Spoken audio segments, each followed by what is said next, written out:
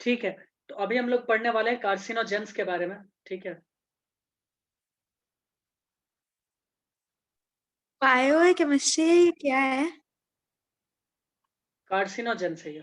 ठीक है, कार्सिनोजेंस क्या होते हैं? एक ऐसे एजेंट जो नॉर्मल सेल को कैंसरस या नियोप्लास्टिक सेल में इंड्यूस करते हैं, चेंज कर देते हैं। वो रीजंस कुछ भी हो सकता है, फिजिकल, केमिकल, बायोलॉजिकल, कोई भी एजेंट, कोई भी reason.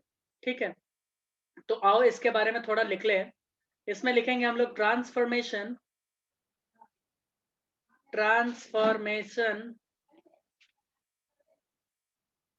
of normal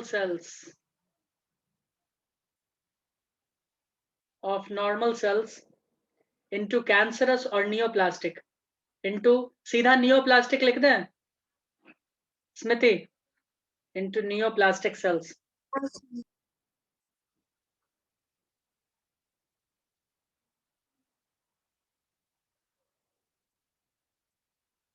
may be induced by blah blah agents like physical, chemical, biological agents, है ना, biological agents हो सकता है। and these agents are called carcinogens।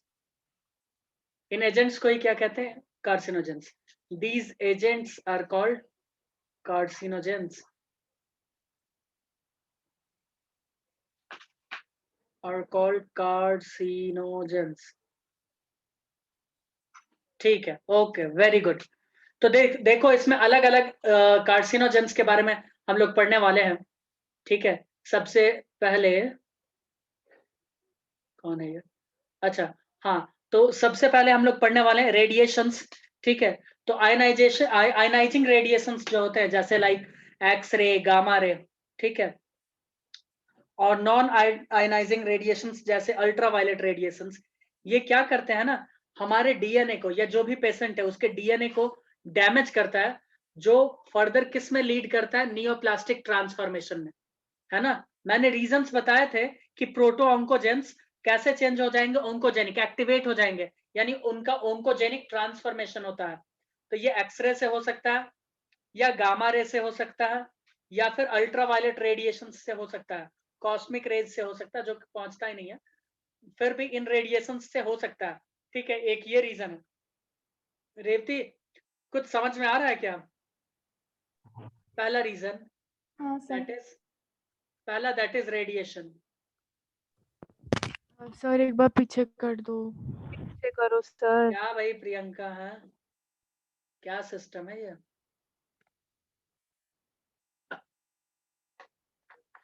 Deepshikha, अभी हम लोग लास्ट में डिस्कस कर लेंगे, क्या कहती हो? कोई दिक्कत? नहीं सर, सर अकेले में सर, अकेले में। अकेले में तो लास्ट ही होगा ना, फिर फोन पे। हाँ फिर ठीक है। क्या मतलब, तुम तो सिस्टम ही समझती नहीं हो। चलो भाई आगे चले क्या? विनोद, पहला पॉइंट समझा दीजिए प्लीज। क्या समझाएं? क्या क्या जो समझाना? अभी बोला मुझे कुछ समझ नहीं आया। कौन सा, कहाँ, क्या समझा दिया हम बोले कि कुछ नहीं, कल जो तुमको फिगर बना के दिखाए थे कि प्रोटो ओंकोजेन नाम का जो जिन है उसका ओंकोजेनिक ट्रांसफॉर्मेशन होता है, तो उसका पहला रीजन मैंने दिया रेडिएशन। वो रेडिएशन से हो सकता है, डीएनए डैमेज हो जाएगा, हो सकता है, मैं ये बोल रहा हूँ। अब एग्जाम्पल लेना चाहो तो हिरोशिमा और नागासाकी का कहानी तो पता है ना स्मृति? नहीं पता सर। वाह भाई वाह, क्या बात है। हिरोशिमा नागासाकी का कहानी तुमको नहीं पता?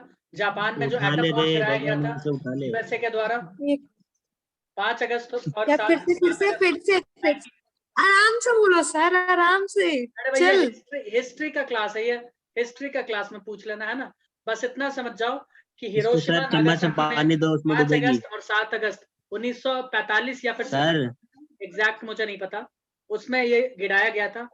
वो भी याद नहीं है तो तुम फुकुशिमा दाइची 2013 में जो आया था सुनामी जापान में, उसका न्यूज हाँ। पढ़ी होगी।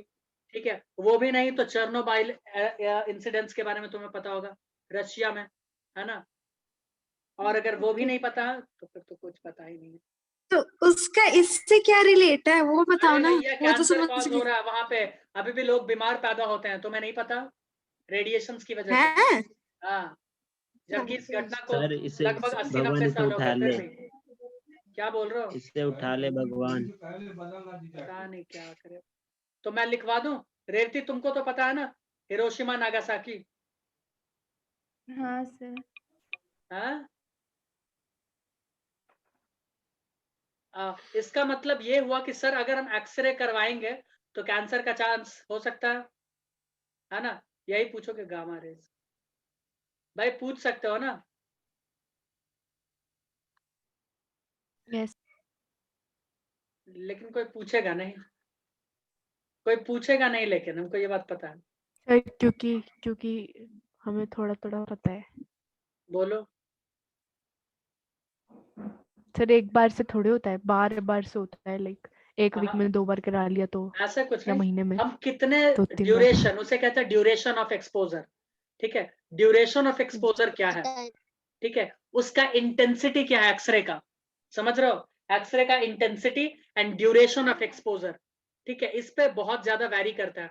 जैसे कि जो लोग एक्सरे करते हैं, ठीक है, उनका चांस बहुत ज्यादा रहता है क्योंकि वो एक्सपोज होते रहते हैं, समझ में आ रहा? उनका चांसेस बहुत ज्यादा है। सर फिर से बता दो, मेरा नेट मर गया था। देखो, मैंने बोला है अभी कि radiations like x ray, gamma ray, तो एक्सरे तो हम लोग करवाते हैं ना दीपशिका, बोलो। Yes sir. तो क्या हमको भी हो सकता है? तो जी बिल्कुल, लेकिन वो डिपेंड करता है duration of exposure and intensity of X-ray, समझ में आया? और मैं बोल रहा हूं कि जो लोग एक्सरे करते हैं, ठीक है, जो लैब टेक्नीशियन या जो भी है, उनका चांस बहुत ज्यादा रहता है ये होने का। बोलो भाई, समझ में आया? Yes sir.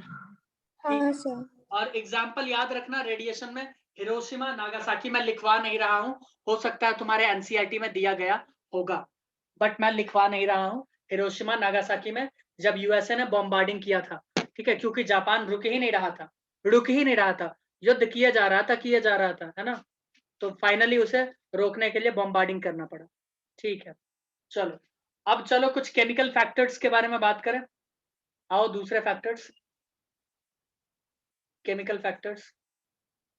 कल मैं मैरी क्यूरी के बारे में देख रहा था डिस्कवरी पे, केमिकल फैक्टर्स, उनका भी यस मृत्यु। सर, उसकी नोटबुक में आज भी और 1000 साल तक रहेगा हाँ, रेडिएशन, है ना?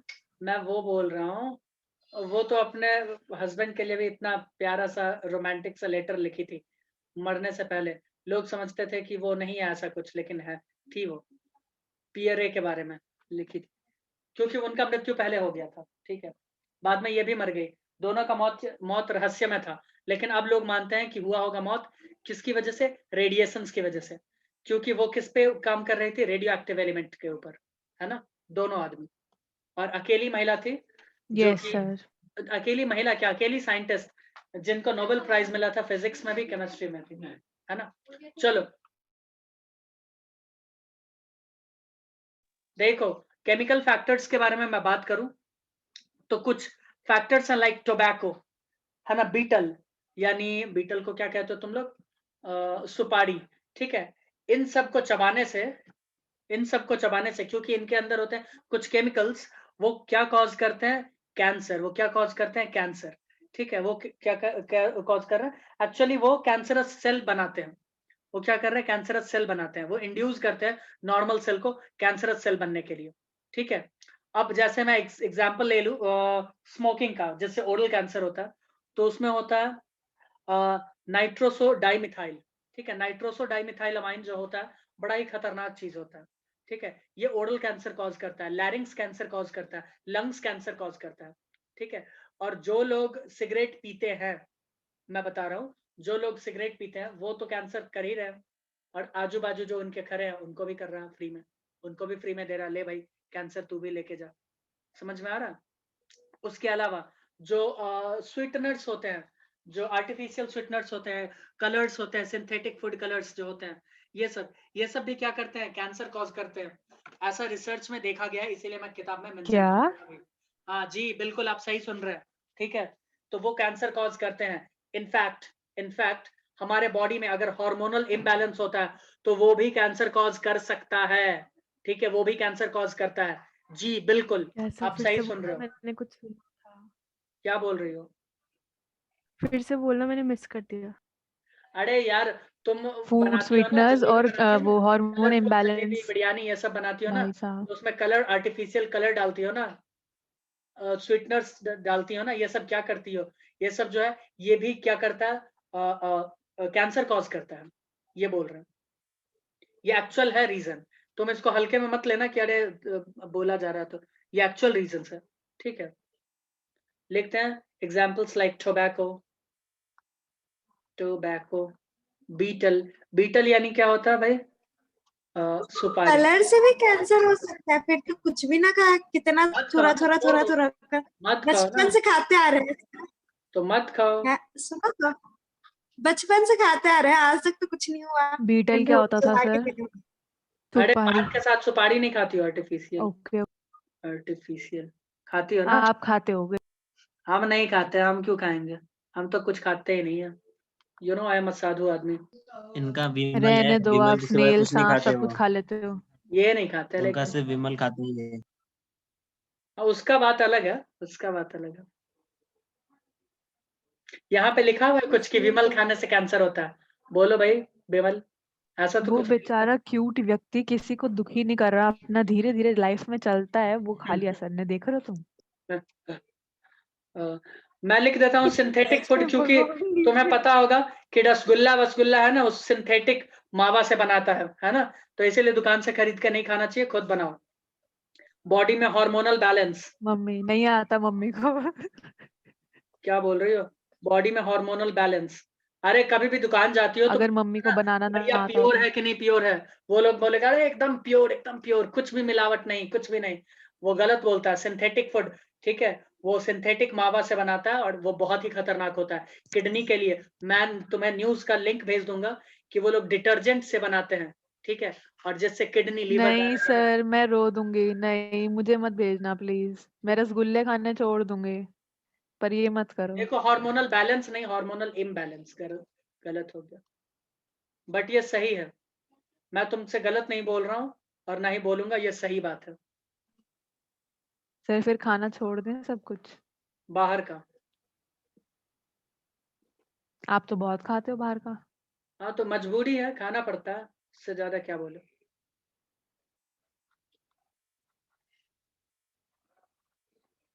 ये हैवी स्मोकिंग का क्या मतलब है? लाइट स्मोकिंग भी होती है कुछ? होती है भाई, अब इसके बारे में मैं तो ज्यादा नहीं बता पाऊंगा, विनोद इस पे टिप्पणी करना चाहेगा तो कर ले।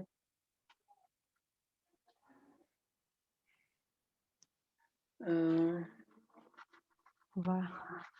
विनोद, कुछ रोशनी डालना चाहोगे? इसके ऊपर heavy smoking and light smoking.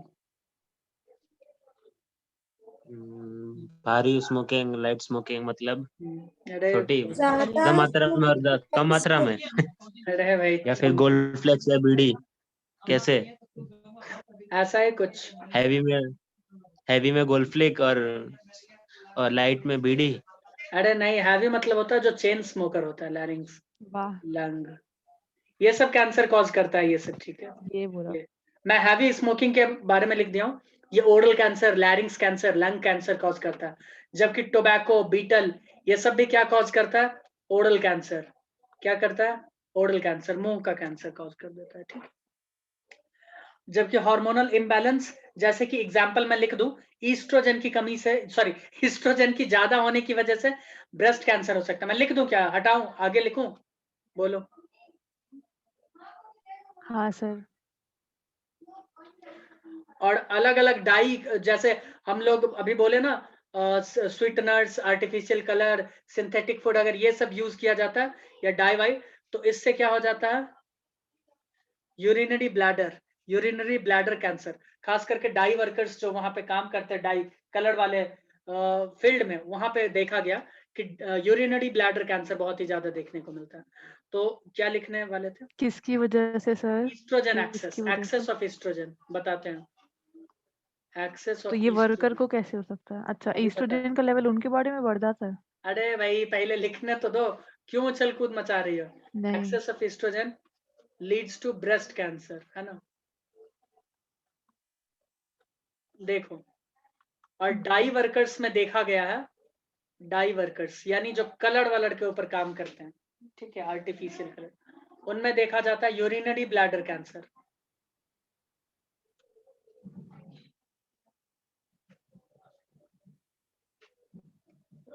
Urinary bladder cancer, कोई दिक्कत है? अब ये एक्सप्लेन कर दो बस।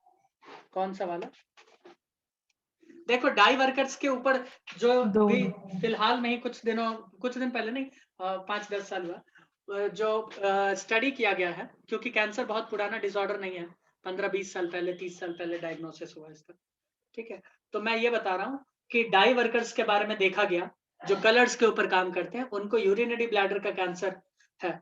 अब इससे ये लिंक किया जा सकता है कि वो जिस इलाके में काम करते हैं, किसी भी कारणवश अगर वो कलर उनके फूड चेन में आ रहा है, ठीक है, वो फूड चेन में आ रहा है, तो स्टमक के हिसाब से वो जाता होगा, यूरिनरी ब्लैडर में स्टोर होता होगा कुछ देर के लिए, क्योंकि तुम्हें पता होगा कि लिक्विड वाला चीज ज्यादा देर तक नहीं रहता, ठीक है, वो सीधा मूव करता है, कहा जाता है यूरिनरी ब्लैडर में स्टोर होता है, फिर उसे एक्सक्रीट आउट कर दिया जाता है। तो जहाँ स्टोरेज होता होगा वो लीड करता है यूरिनरी ब्लैडर कैंसर, ठीक है। वहां के सेल्स को क्या करता है? कैंसरस सेल में ट्रांसफॉर्म करता है, समझ में आया? एक्टिवेट कर देता है नॉर्मल सेल को, समझ में आया? Yes sir.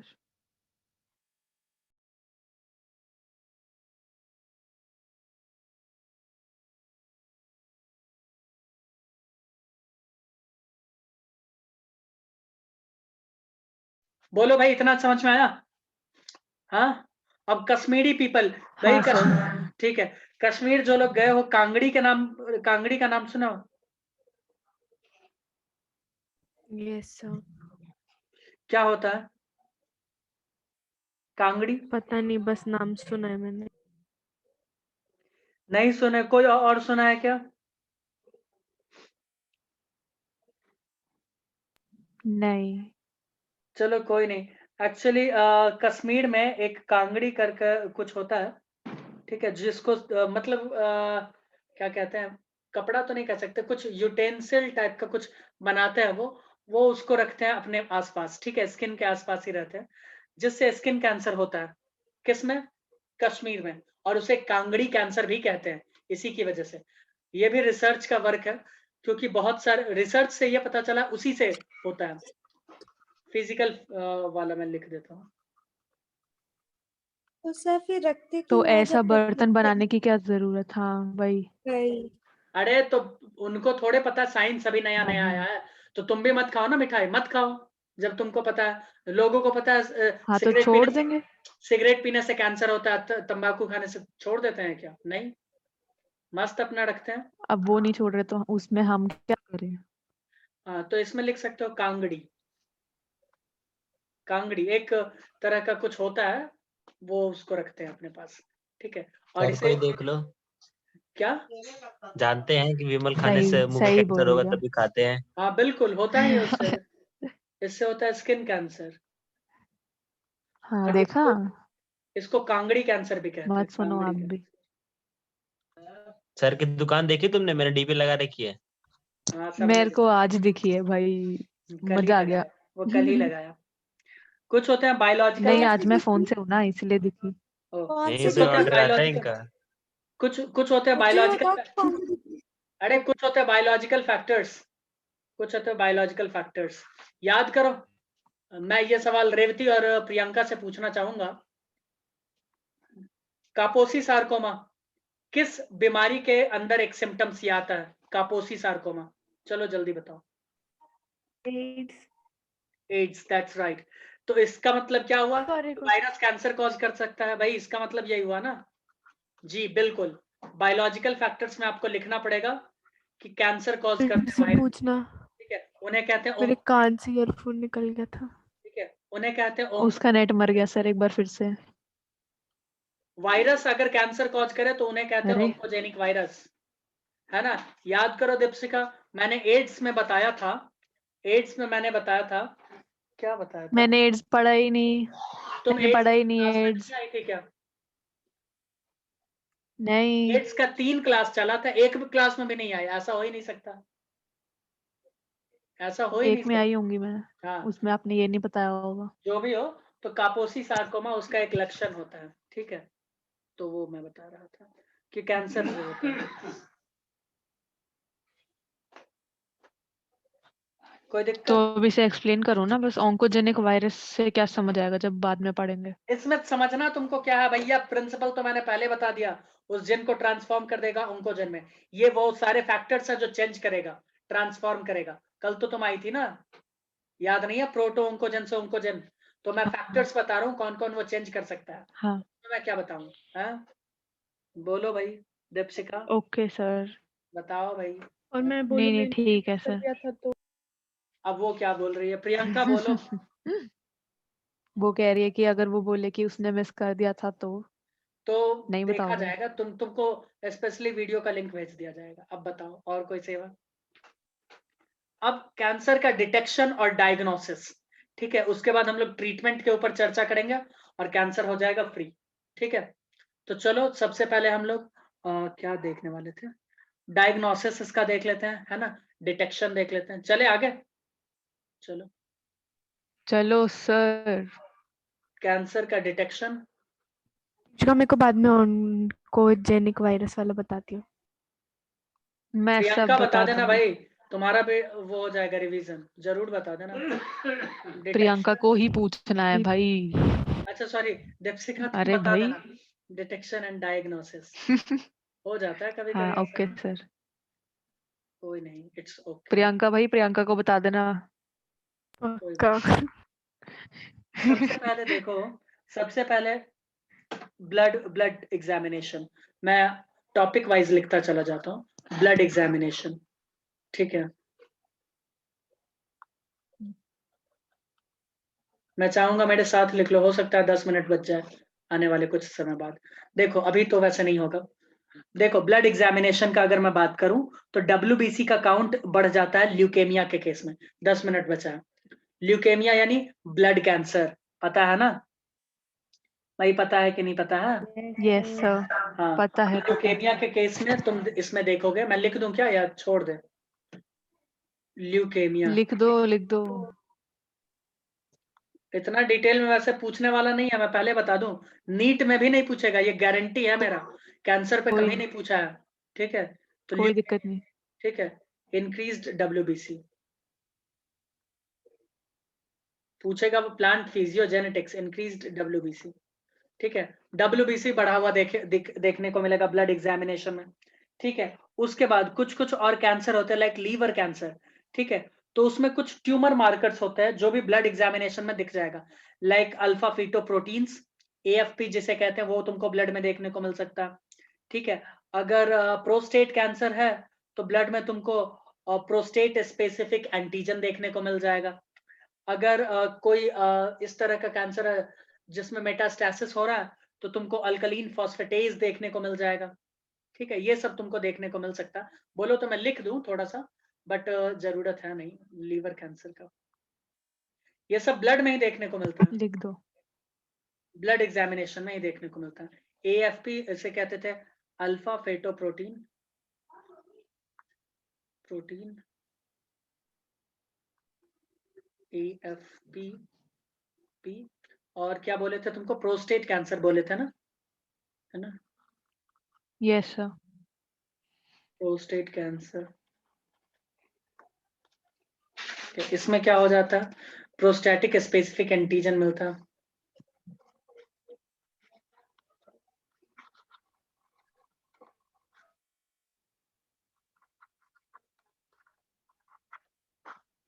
ठीक है। उसके बाद मैंने क्या बोला था, अगर मेटास्टेसिस कहीं पे हो रहा, तो अल्कलाइन फॉस्फेटेज मिल सकता है। कौन सा मेटास्टेसिस? खास करके बोन का जब होता, ये फॉस्फेटेज वाला मिलेगा। तो वो लिखो नहीं लिखो चलेगा, ठीक है। चलो आगे चले। यस लिखवा दो सर। क्या मतलब दीपशिका, लिख ही लो, लेकिन इतना पढ़ना मत, मैं पहले ही बोल रहा हूँ, है ना, अगर नंबर हाँ लाना है तो हाँ इतना ओके। मत पढ़ना। मैं अपने हिसाब से नहीं, तुम लोगों के हिसाब से तुम लोगों को पढ़ाता हूँ, ये बात तुम लोगों को पता है। हाँ चलो हो गया। एक सेकेंड, बहुत धीरे जा रही है मेरी आवाज। हाँ भाई, हाँ भाई। अब दूसरा है बायोप्सी, इसको हटा दे क्या? बोलो। देखो बायोप्सी हटा में क्या देते होता है, हैं। सुन लो कहानी, सुन लो क्या होता है। कोई भी जो भी सस्पेक्टेड टिश्यू या जो भी पार्ट रहता है वहां से थोड़ा सा कट किया जाता है, ठीक है। उस टिश्यू को कट करके उस उसे स्टडी किया जाता है। जो जनरली जो कैंसरस सेल होता है, ध्यान से सुनना, उसका कैरियोप्लाज्मिक इंडेक्स बहुत ही ज्यादा हाई रहता है। इसका मतलब क्या हुआ, कैरियोप्लाज्मिक इंडेक्स किसका हाई होता है? भाई जो सेल डिवाइड करने वाला होता है। भाई याद है कि नहीं? रेवती, विनोद, बताओ जरा यस कैरियोप्लाज्मिक सर। इंडेक्स। नहीं भाई, इन दोनों से पूछो, बताओ। Okay sir. बताओ भाई, स्टार्ट हो जाओ।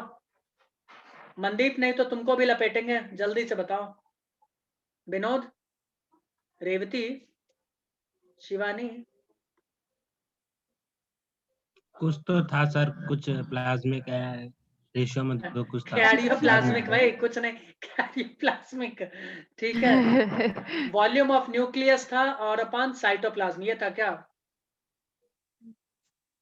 Sir amount of yolk upon amount of volume नहीं था? मैं उन लोगों से पूछ रहा हूँ, बताओ भाई।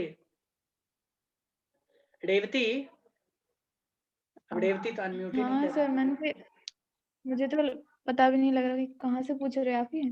पहली ये बार मैं सुन रही हूँ मैं तो। ये तो मैं रेवती से पूछ रहा हूँ, कहाँ से कहाँ पूछ रहा हूँ, रेवती से पूछ रहा हूँ, बताओ। क्या होता है सर, ये मैंने तो नहीं सुना अभी तक। तो आज तक नहीं सुने हो? कोई नहीं। अमाउंट ऑफ आपको हिंदी न्यूक्लियस में होता है और अमाउंट ऑफ साइटोप्लाज्म, ठीक है। इसे कहते हैं कैरियोप्लाज्मिक इंडेक्स, KI। ये उस सेल का बहुत ही ज्यादा मुझे रहता इतना है। गलत कैसे याद है फिर ये? क्या चीज? ये उस सेल का, ध्यान से सुनना। आओ, ये उल्टा उल्टा नहीं, अच्छा आओ। उल्टा मैं लिख दिया हूँ क्या? Karyoplasmic index. नहीं, आपने लिखा तो सही है, नहीं, एक पर मिनट, मुझे कुछ सही तो और लिखा याद है। नहीं, ठीक है, कैरियोप्लाज्मिक इंडेक्स। देखो इसमें होता क्या, ध्यान से सुनना। अगर न्यूक्लियस का साइज, देखो किसी भी सेल में अगर न्यूक्लियस का साइज बढ़ने लगा, बढ़ने लगा, बढ़ने लगा, बढ़ने लगा, तो कैरियोप्लाज्मिक इंडेक्स बढ़ने लगेगा कि नहीं बढ़ने लगेगा?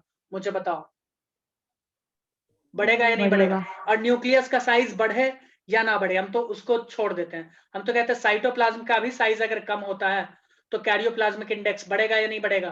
मुझे बताओ ध्यान से। और बढ़ेगा। कैरियोप्लाज्मिक इंडेक्स जिसका भी बढ़ता है, इसका मतलब वो सेल डिवाइड करने वाला है, सीधा बात। सेल डिवीजन में तुमने रेवती पढ़ा था, क्लास 11, याद करो। कैरियोप्लाज्मिक इंडेक्स, सेल क्यों डिवाइड करता है? कैरियोप्लाज्मिक इंडेक्स को मेंटेन करने के लिए। समझ में आया?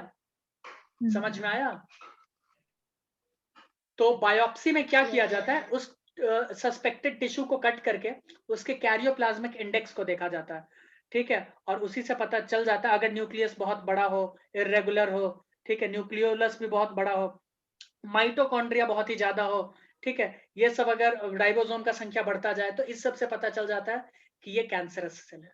बोलो, समझ में आया? यानी इस पूरे प्रोसेस को कहते हैं हिस्टोपैथोलॉजिकल स्टडी ऑफ सेल्स, ठीक है। लिख दें? बोलो, यस सर। लिख दे भाई। सर हाँ, ये बायोप्सी में है। ओके।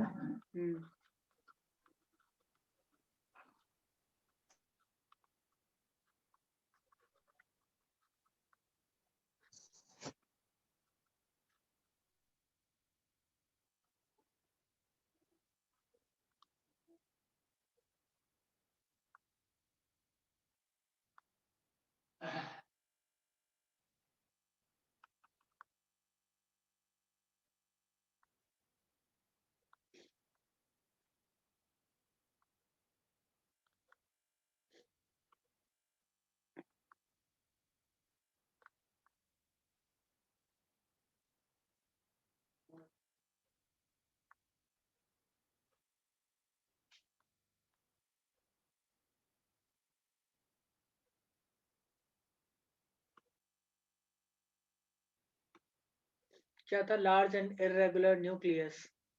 उसके बाद क्या मैंने ये बताया? कैंसर सेल के बाद क्या लिखा है? Have high karyoplasmic index. Have high, HIGH है, स्टाइल में लिखा हुआ, ठीक है। इरेगुलर न्यूक्लियस और क्या था? Fukushima. और large number of mitochondria, large nucleolus, ठीक है, बहुत सारा चीज है, कितना लिखा, सब तो लार्ज ही लार्ज है, ठीक है, लार्ज न्यूक्लियोलस, क्योंकि इसको तेजी तेजी में डिवाइड करना है ना, large number of mitochondria, Yes, sir. लिख दो, ठीक है, लार्ज नंबर ऑफ माइटोकॉन्ड्रिया।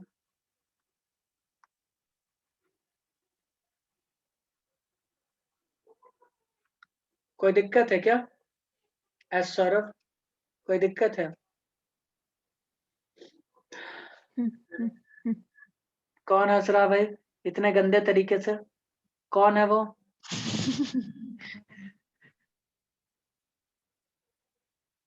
अब बायोप्सी की तरह सेम टू सेम मिलता जुलता है एक और, ठीक है, उसको हम लोग बोलेंगे FNAC, जिसे कहते हैं फाइन नीडल एस्पायरेशन साइटोलॉजी, ठीक है, लाइक ब्रेस्ट सिस्ट या ट्यूमर होता है तो उसमें फ्लूइड को कलेक्ट किया जाता है, सॉरी, क्या बोल गए सर? फ्लूइड तरल को कलेक्ट किया जाता है और कैंसरस सेल का प्रेजेंस को एग्जामाइन किया जाता है, that's it, sorry. God Bless bless you. फिर से सब कुछ बताओ, God कुछ समझ नहीं आया। process you. अरे बायोप्सी का पूरा प्रोसेस पता है? अरे मीटिंग बंद होने वाला है, मैं बताता हूँ नेक्स्ट वीडियो में, चलो। बायोप्सी पता है ना, सेम वैसा ही। नहीं, रेवती कुछ चमक में बायोप्सी आया? नहीं पता। शिवानी, स्मृति, Yes, sir. स्मृति और रेवती का जब तक ये तार हिस्टोपैथोलॉजी जाता स्टडी का क्या है, मतलब तब है तक ये सर? लोग बोलते ही नहीं है।